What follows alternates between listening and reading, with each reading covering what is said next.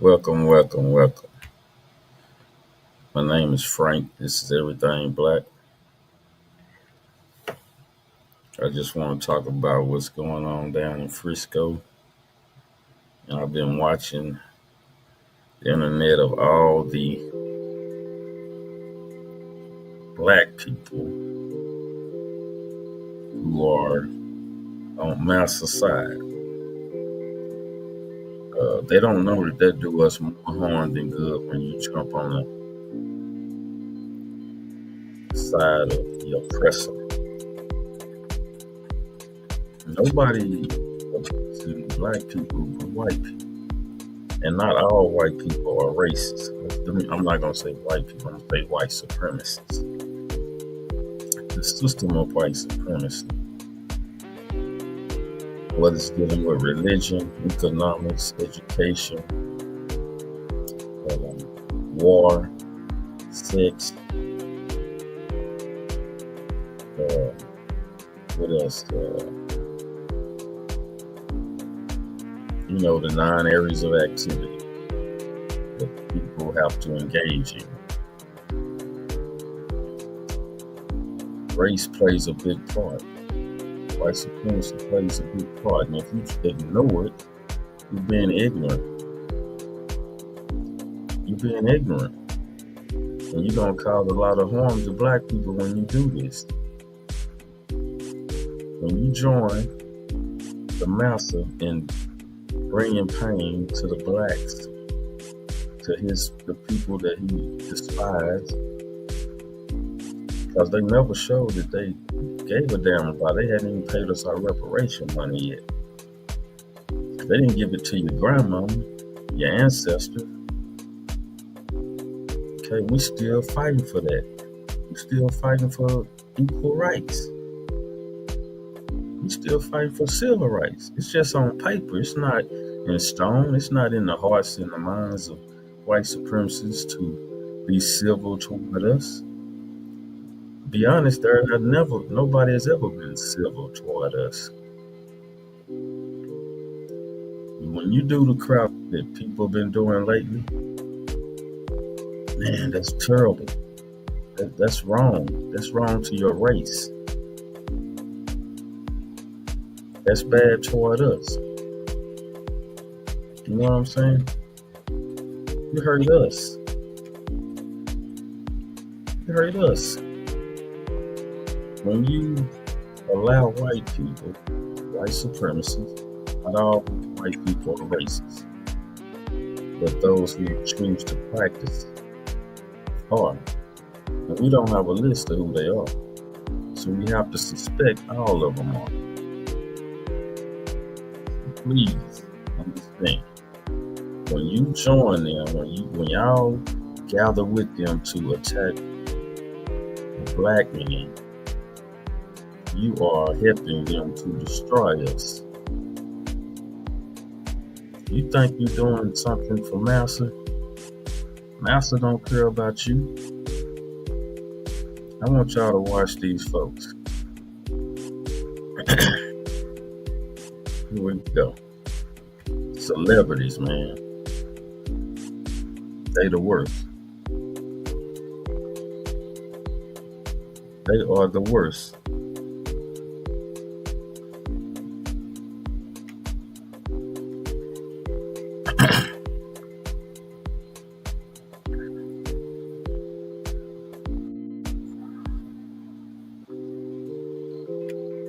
Have many divided on social media, particularly when it comes to the issue of race. Despite the victim's Facebook father stating race didn't apply and Griffin agreeing.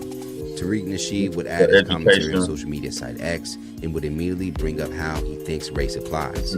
He wrote, a suspected white supremacist named Austin Metcalf, pictured with his twin, allegedly demanded honor student Carmelo Anthony give up his seat like it was the Jim Crow era. Carmelo defended himself from the alleged threat. The dank conservative commentator Matt Walsh would write, if I told you that a young man stabbed another young man to death for telling him that he was in the wrong seat. And then I told you that one young man in this altercation was white and the other black. And then I asked you had to guess the race of the assailant. Every single person would know immediately. You can to a wildly, outrageously disappropriate degree. To a wildly disproportionate degree. That's just a fact. We all know it. And it's time that we speak honestly about this it. This kind of talk that this guy doing, and then to have black people agree with him, you are doing great harm. You're doing great harm to us. You're causing us great pain. You don't know that. You don't. If you know that, you don't care. When you agree with somebody who's speaking not only a lie, but a damn lie. When you agree with somebody like that, you are causing great harm to your own people.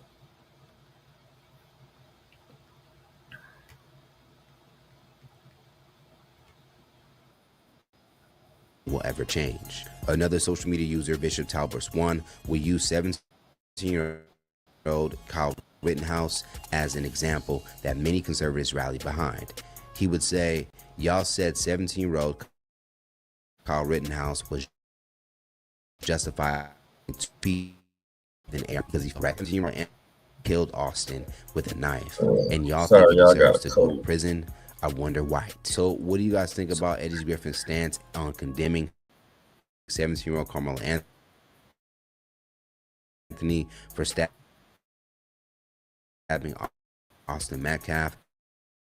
First thing he did, self-defense. How much they say a fact? Let's talk about conflict for the latest news and country sports by Hype Plus across all social media. And if you enjoyed this story, you can always send us a super thanks by hitting the button below, and you can tip us what you want to show support. Griffin would cover the story on a new episode of his series NNN Political Issue. With many Anthony to move him, Anthony allegedly reached inside his bag and said Metcalf reportedly began after Metcalf told Anthony. They didn't. I don't know. I was trying to get the one with Eddie Griffin. I guess I clicked the wrong button, y'all. Let me go to the next one.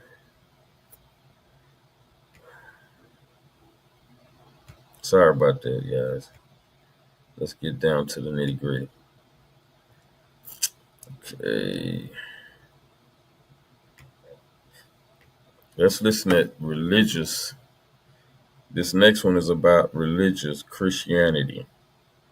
How Christianity plays a part in destroying and being destructive to black people as a whole. When your religion is more than your blackness.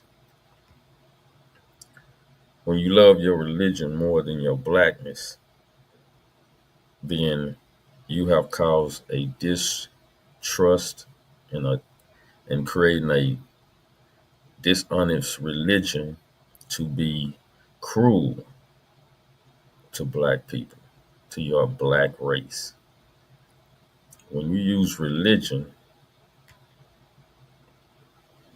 to, let me go back. When you use religion to destroy a race because you are so beholden to God, so-called God, that you would rather see the oppressor destroy you, the oppressed. You would rather see that. This is sad, man. When you got people representing their Christianity, representing their religion. See, religion is white supremacy too. Because anything that can confuse you is not good for you. Religion confuses everybody because everybody can take their side. Everybody can take a piece of that religion and twist it the way they want to. So that confuses everybody. That's a piece of confusion. So when you're able to confuse people, you're able to manipulate them. So by them using religion, they confuse us because they're using it against their own race. Check this out.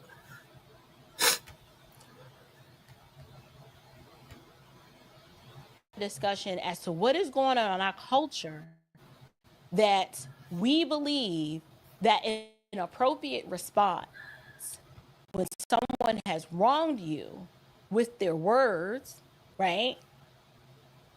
That heinous violence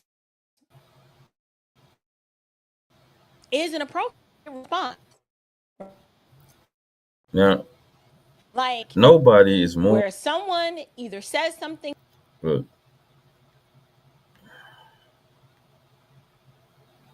nobody is more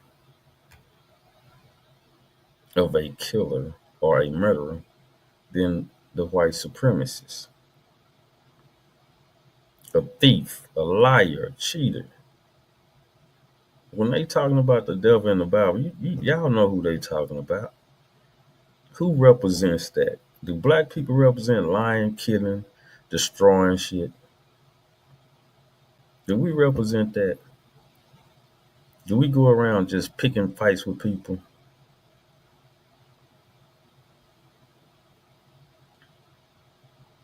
I'm telling you, people, when you put something before blackness, black should be first. If you black, you should be black first. You shouldn't be agreeing with the oppressor, the white supremacists. These people don't care nothing about you. I don't know whether these people need money or they need, you know, they trying to get prestige with the master. I don't know. But they're so easily to come on here and destroy their own race.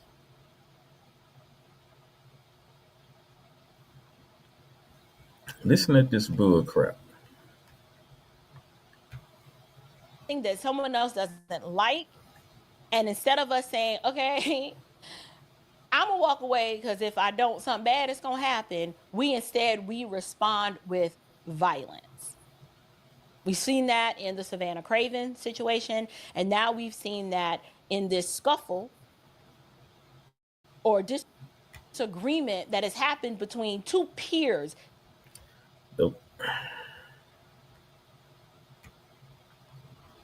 The white supremacists does that all the time. They kill if you disagree with them. They steal if you disagree with them. They don't wait for a fight. They start the fight. They don't defend themselves. They kill. They start it. Black people don't run around starting fights. Whenever we do something to defend ourselves, they always make us like we shouldn't do shit at all. That's why you seen them beating the shit out of those people in the civil rights movement. Right?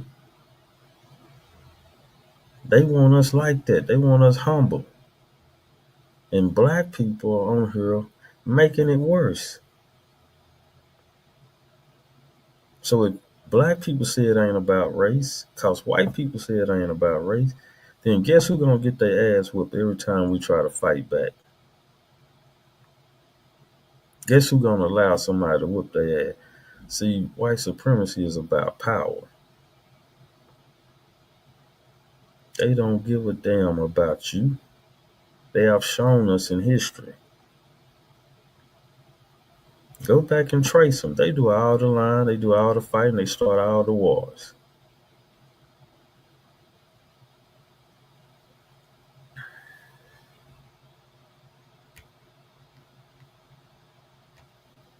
These individuals are peers. They both were athletes. Words are exchanged. I don't know all the details about, well, there was a phone and this person got a history of this. That's irrelevant. I want to know in that moment, if you don't know, excuse me, if you don't know the details of it, then you got to shut up about it. You can't give your opinion on nothing if you don't know the details of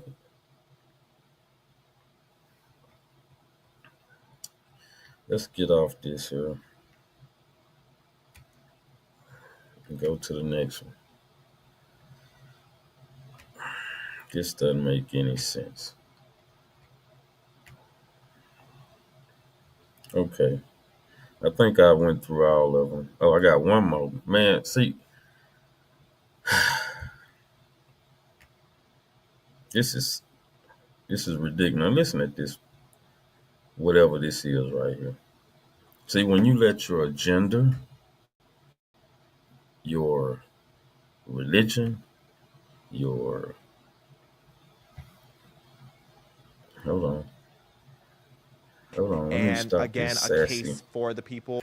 queen right here. Remember, what was appealing about Black conservatism to me was hopefully I get back where he's talking. At large, as an entire race. Let's see here. Hold on. Unfortunately, again, here we go. The Black community is building. See, when you let people like this character and the significance of free. All they do is destroy Black people. You can look at this man and tell he don't care nothing about Blackness. He think his sex, his gender. See, they confuse you with sex. Look at his hair. Look at him. What young man wanna be him?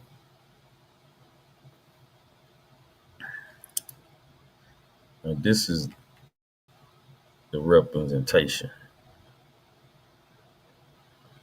I hope this is the right one. I hope I didn't skip it.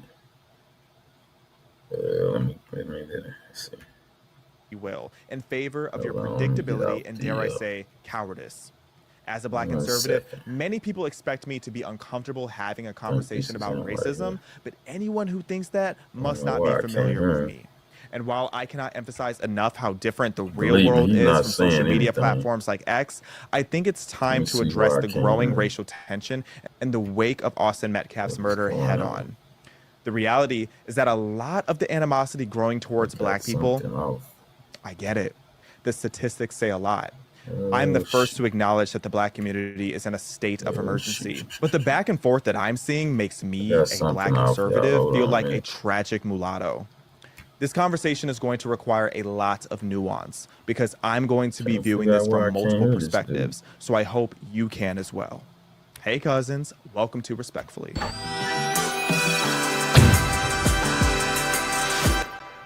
So by now, I'm sure most of you are familiar with the entire situation.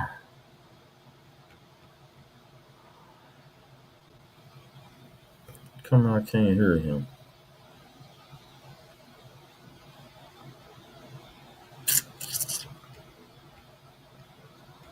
Can't see why I can't hear him.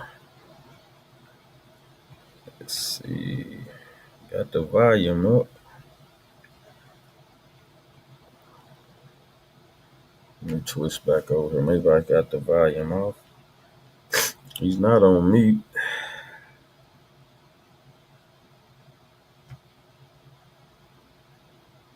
Okay, let's see. Let's get back on him right here. Hold on.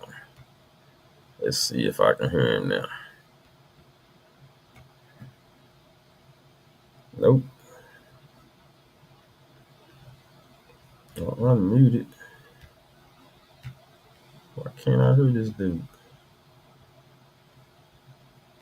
I tell you what, this is what I'm gonna do.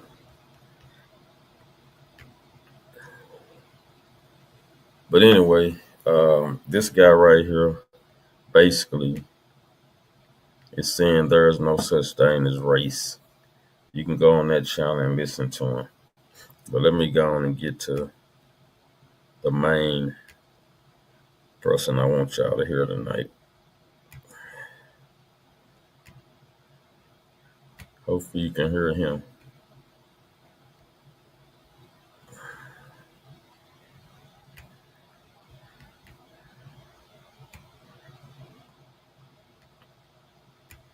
Hopefully you guys can hear him.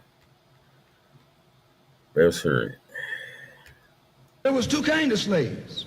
There was the house Negro and the field Negro. The house Negro, they lived in the house with master. They dressed pretty good. They ate good because they ate his food, what he left. They lived in the attic or the basement, but still they lived near their master. And they loved their master more than the master loved himself. They would give their life to save their master's house quicker than the master would. The house Negro, if the master said, we got a good house here, the house Negro said, yeah, we got a good house here. Whenever the master said we, he said we. That's how you can tell a house Negro. If the master's house caught on fire, the house Negro would fight harder to put the blaze out than the master would. If the master got sick, the house Negro would say, what's the matter, boss? We sick. We sick. See, that's what we're doing today. When we agree with the white supremacists, we are, or you are, the house Negro. Some of you seem like y'all proud to be the house Negro. Malcolm X spoke about y'all years ago. And y'all are doing this over and over and over and over again. When y'all join the master, let's say we all out there in the field. And a few of y'all get picked to go up there and work in the house. Because that's what y'all fighting to do. I'm pretty sure it was black people on the plantation who wanted to work in the house. And they did everything. You heard what he said? We sick. The bastard gets sick, we sick. Okay? This is what y'all doing. This is what y'all are doing.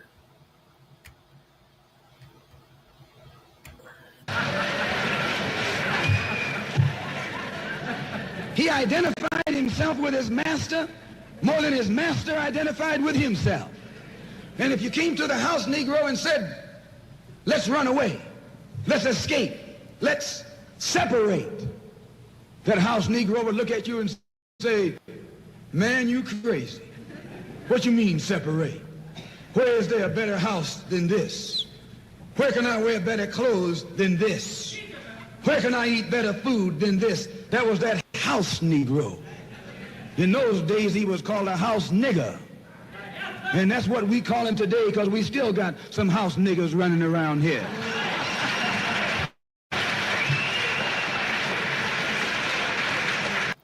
These are facts. This is what we are seeing today. When you have black people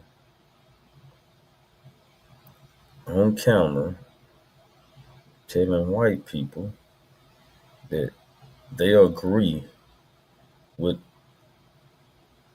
a bully, they agree with the black kid not being able to fight back as far as defending itself. You can't tell nobody how to defend themselves. Use your fist. I heard respectfully, I heard Judge Joe Brown say that. But these days, that doesn't work. These days, that shouldn't work. After all the ass whooping we done took from them, or we done got in from them, or we done got hung by them, after all the shit we done took, now you want us to fight fair. They don't fight fair. We don't have to fight fair. Okay? They don't fight fair. It was two of them against one. If he had to start whooping on that big one and the other one was standing there, the other one would have helped. But we live in stand your ground law, where if you feel like somebody threatening your life, you can do whatever necessary to defend yourself. Now, that's what Kyle Rittenhouse did. And he had an AR-15.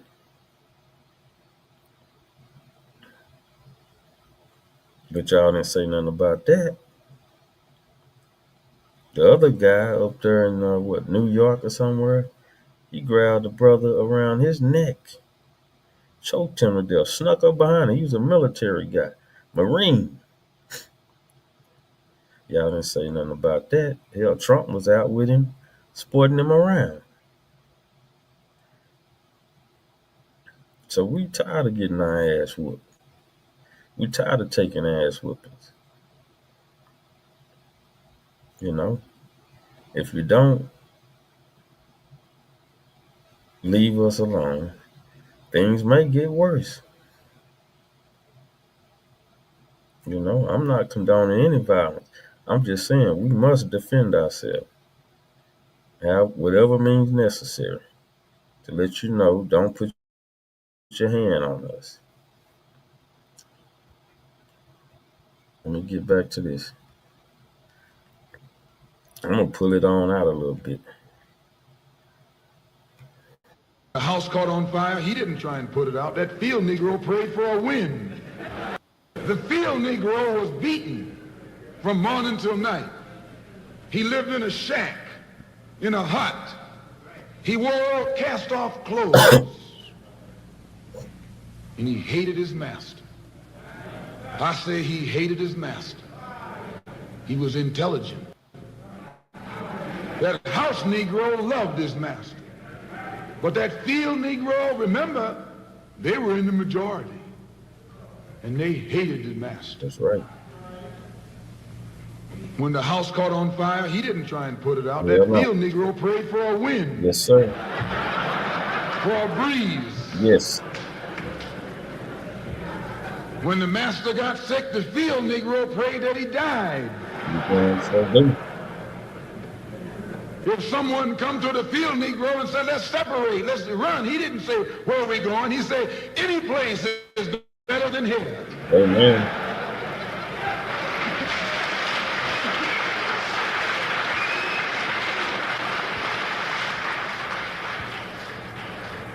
You got field Negroes in America today.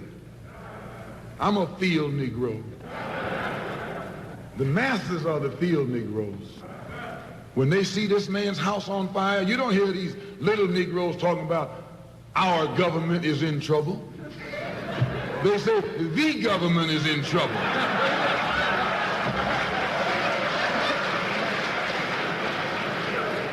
Imagine a Negro, our government. I even heard one say our astronauts. They won't even let him near the plant. And our astronauts, our Navy, that's a Negro that's out of his mind. That's a Negro that's out of his mind.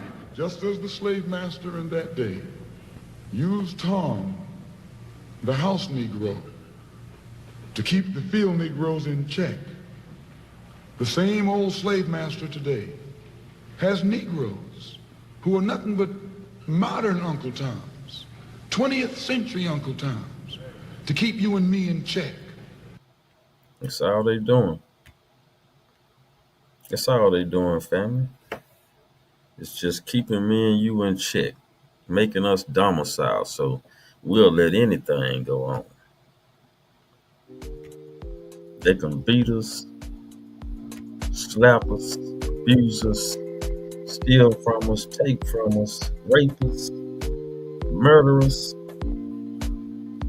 tell us what's right, have us doing what they want us to do. You know, listen to all these black folk. I saw Charleston White on there talking crazy, using black on black crime to justify a brother defending himself, calling black people we the bullies. What nation have black people blew up? What church have black people put a bomb in and killed four little black girls? What bomb did black people drop on a whole city called Black Wall Street? What bomb did we drop on people?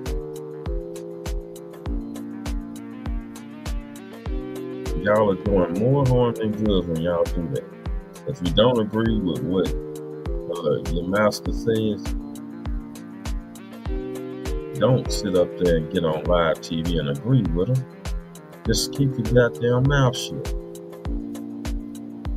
You don't need your opinion to bring more harm to black people. You don't need your damn opinion.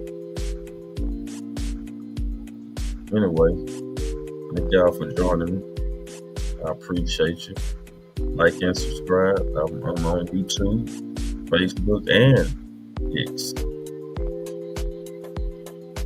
Y'all welcome to give me a call. Let me get my number on the bottom of the screen here. I'll be forgetting about the banner stuff. There it is right there. That's my number if you want to call me sometime. Check on me, look at me. Have a conversation with me. It's my Cash App if you want to support the show. I ain't afraid of nobody supporting my show. We all good. Anyway, thank y'all for joining me. I appreciate you. Take care. Be careful and be ready to defend yourself if needed. Well, good night.